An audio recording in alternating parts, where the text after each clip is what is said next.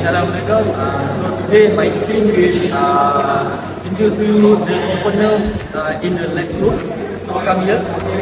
So this is the HP transformers, and this is the connector V.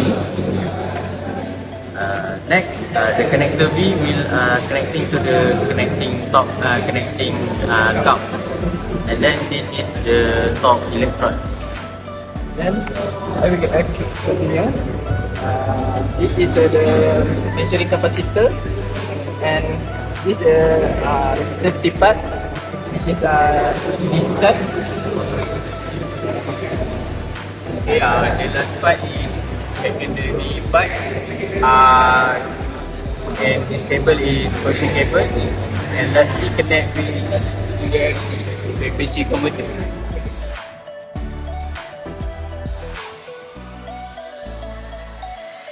This is picoscope. The picoscope that will be used to obtain readings from the waveform. This is a serial number on secondary part that will be used for the calibration and voltage check to insert on the picoscope. This is the interface where we can monitor the waveform of the reading. Currently, since we do not turn on the system, the reading we get is from the surrounding. This is the interface of the software we use to monitor the reading from picoscope.